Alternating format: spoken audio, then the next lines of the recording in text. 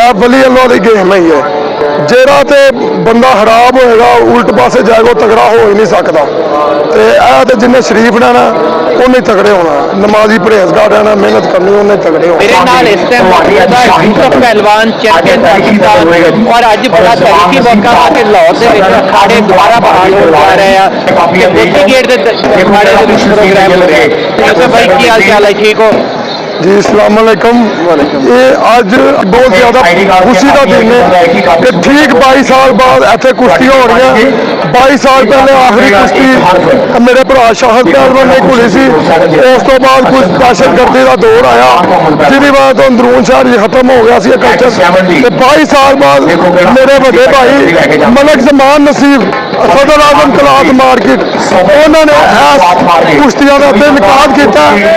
मैं कहना साढ़े पुराने कल्चर में फिर एक बार प्रमोट किया।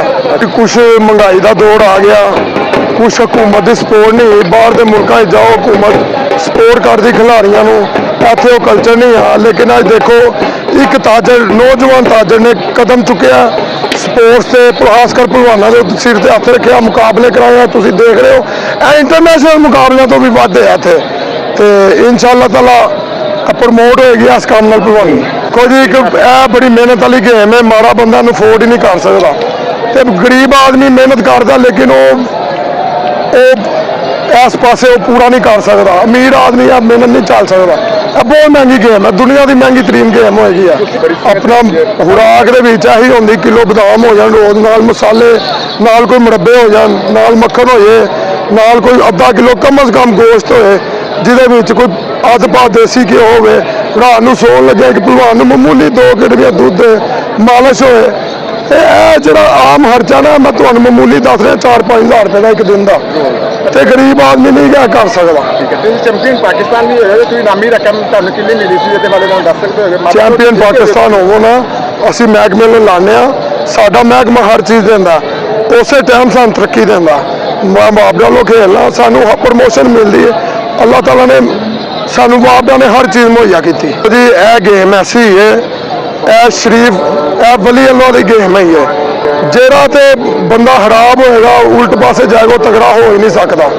तो यह तो जिन्हें शरीफ रहना उन्हें तगड़े होना, नमाजी परहेजगार रहना, मेहनत करनी उन्हें तगड़े होना। ब्याह शादी करते हैं भलवान लेट करते हैं 32-33 साल 34 साल की उम्र शादी क्यों नहीं करते।